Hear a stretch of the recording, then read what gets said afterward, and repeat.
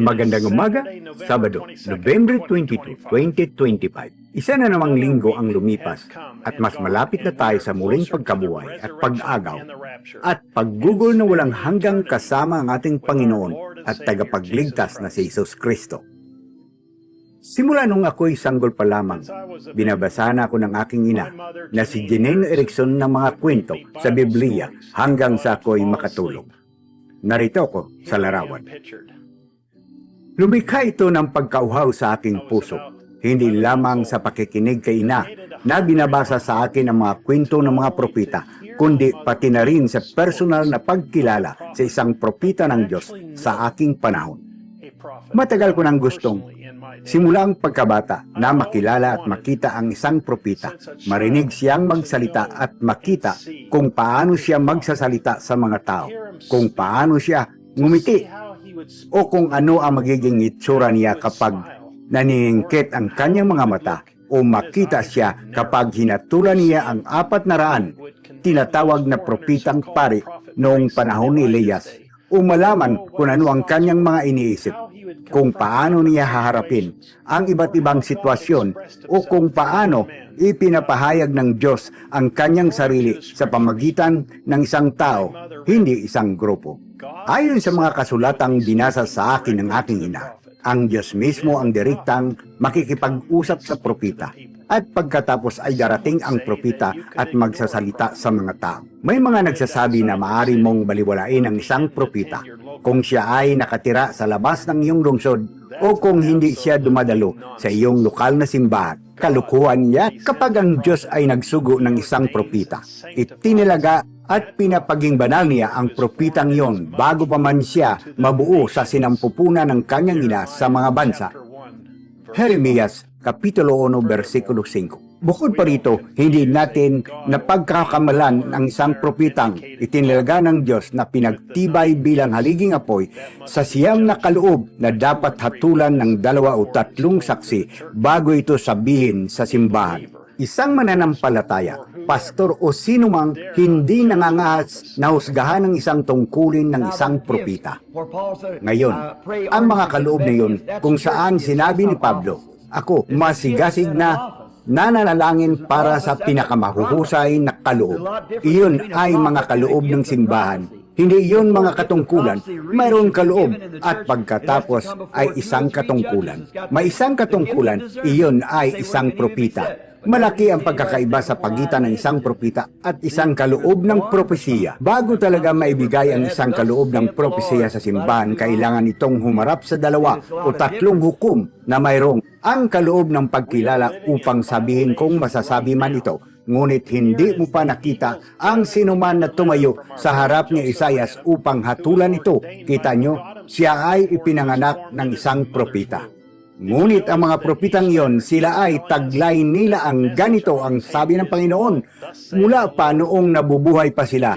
Kita nyo, maraming pagkakaiba. Nabubuhay tayo sa mga araw ng Biblia ngayon. Narito ang liham ng pagtitipon ng mga agila mula sa ating kapatid na si Joseph Branham na inordain ng Diyos mismo bago siya ay nabuo sa sinampupunan ng kaniyang anak. Napansin mo ba na ang bawat liham na sinasabi niya sa atin na ang mensahe sa tape ay pawang ganito ang sabi ng Panginoon?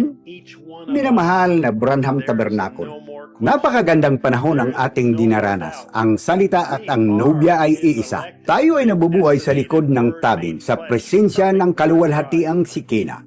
Nakikita natin ang Diyos na nagtatago sa likod ng balat ng kanyang ikapitong anghel na mensahero. Ang Diyos muli ay nagtatago sa likod ng balat ng tao sa bawat isa sa atin. Wala nang pag-alinlangan, wala nang pag-aanlangan, tayo ang kanyang hinirang. Itinilaga, salitang nagkatawang tao, perpektong salitang nobya. Habang tayo ay nagkakaisa mula sa buong mundo, nakikinig tayo sa kanyang tinig na nagsasalita at ganap na inihayag ang kanyang salita sa atin, ang kumplitong pahayag na si Jesus Kristo ay siya pa rin kahapon, ngayon at magpakailanman. Ang pagpapahayag ng salita, Elohim, Diyos sa laman na nagsasalita sa kanyang nobya. Ang Diyos sa laman ay nabubuhay at nananahan sa bawat isa sa atin. Ang pangwakas na programa ng Diyos ay ganap na ipapakita at ipinakita na ngayon sa bawat isa sa atin. Tayong lahat ay masaya at nagpapasalamat sa Panginoon na matawag na mga kakaiba at baliw na may kakaibang hitsurang nga mga sinulid. Ngunit alam natin kung sino tayo nakaugnay at kung sino tayo, ang nobya ng Diyos na may sinulid na tape, at hinihila tayo nito palapit sa Kanya, lalong humihigpit habang tayo ay nagiging kaisa niya. Si Jesus Kristo ay siya ring kahapon, ngayon at magpakailanman. Nalagpasan na natin ang tabing at pumasok sa haliging apoy at lumabas na may mga pagpapala ng Diyos. Hindi ito nakikita ng mga tao, hindi nila ito maunawaan, ngunit para sa atin, ito ay malinaw na nakikita dahil tayo ay nasa parehong espiritu ng ating kompositor at ating direktor. Ito ang tinig ng Diyos sa mga tip na gumagabay sa kanyang nobya. Nabubuhay tayo sa tinapay na handog, ang mana na ibinigay lamang para sa isang hiwalay na bayan. Ito lamang ang bagay na maaari nating kainin. Ito lamang ang bagay na pinahihintulutan tayong kainin. At ito ay para lamang sa mga taong pinahihintulutan, itinilaga at nakaalam kung ano ito. Gustong-gusto ko lamang marinig siyang sabihin sa atin kung sino tayo. Ang siya ring bumaba sa araw ng Pentecostes ay ang parehong Espiritu Santo na nahayag ngayon mula sa kaluwalhatian tungo sa kaluwalhatian, at bumalik sa orihinal nitong binhi, kasama ang bautismo ng Espiritu Santo na may parehong mga tanda, parehong mga kabalaghan, parehong bautismo, parehong uri ng mga tao, kumikilos sa parehong paraan na may parehong kapangyarihan, parehong sensasyon. Ito ay mula sa kaluwalhatian hanggang sa kaluwalhatian. Balik tayo sa orihinal na binhi na may bautismo ng Espiritu Santo, parehong mga tanda, parehong mga kabalaghan, parehong bautismo, parehong uri ng mga tao, kumikilos sa parehong paraan na may parehong kapangyarihan, parehong sensasyon. Tayo ang kanyang perpektong ganap na naibalik sa salitang tape na nobya. Tayo ay nananaig, nananatili, nakatayo, umiiral sa kanyang dalisay na salita na iniimbak para sa kanyang nobya. Ginagawa tayong perpekto nito araw-araw. Ang ating pananampalataya ay umabot sa mga bagong taas na alam kung sino tayo, at ito ay hindi maikakaila sa higit sa lahat.